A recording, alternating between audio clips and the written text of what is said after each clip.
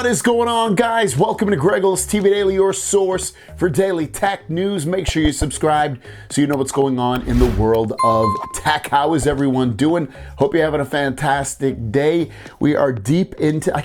How is it Friday already? Didn't seem like I said Friday like last week and the week before. Like it seems like it happened like hours ago, but now it's already Friday again for the millionth time this year already. But with that said, guys, we have some housekeeping of stories going on today, some news stories, and a handful of questions. So let's just dive into the tech news first. First story of the day is about Google I/O 2022, which is where they announce and talk about software for the most part and all things Google, but they're also going to talk about some new products as well. What are those products going to be? At least that's what they've done in the past. Well, this is what John Prosser is saying. John Prosser is saying that Google I/O 2022, from what he understands, Google will officially be announcing the Pixel 6a, plus teasing the Pixel Watch. Pixel 6a launch in most markets pushed to July 28th for the launch date of that, like to release it. And then the Pixel Watch will be formally announced and launched with the Pixel 7 and 7 Pro in October. Now, the Pixel 6a is their mid-tier kind of budget Pixel phone. I believe they'll still have the same processor inside though as the one that came with the regular Pixel 6 and 6 Pro, which performs really, really well.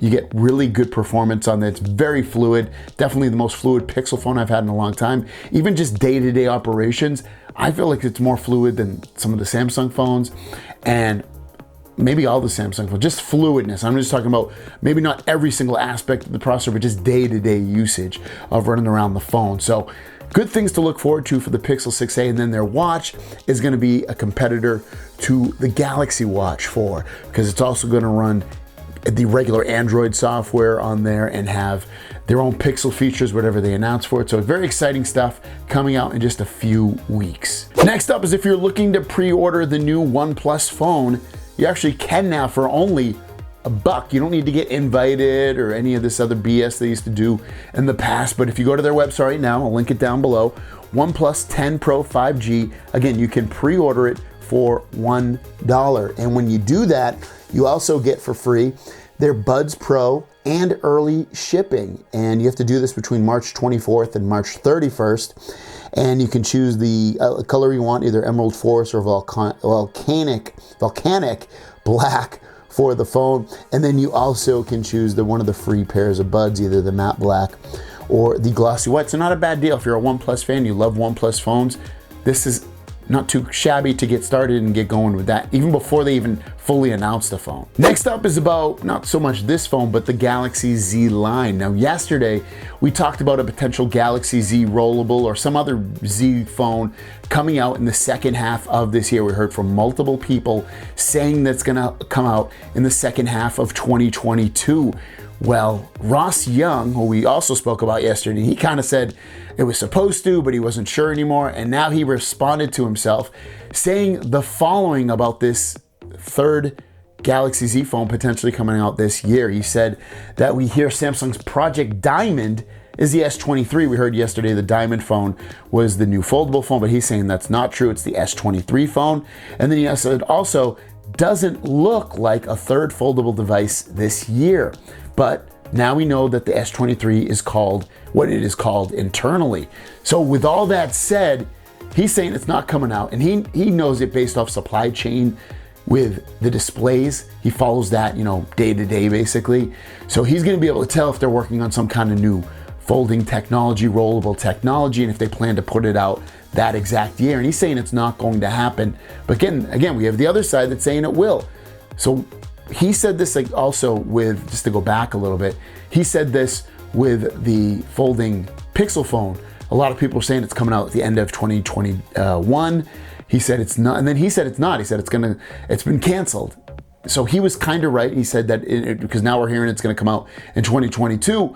And now maybe this is the same thing. Maybe it's people think it's coming out in 2022, but he's going to probably come out and say, hey, it's coming out in 2023.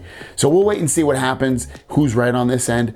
You really have to go with him a lot of the time, because if he doesn't see anything in the supply chain of displays already being basically made, then it's probably not going to happen. So I would probably go with Ross Young. I hope he's wrong though, because I want another rollable, foldable type phone. I think that's exciting. But what do you guys think? Do you think it'll come out or not? You know, with what we were hearing right now, let me know in the comments down below. What kind of phone do you think it'll be? Rollable, foldable, some other kind of thing? Let me know. With that said, let's get to the Q&A portion of the video and drop that. Warren is the first question today. When do you add names on your fans page? I thought I joined your channel.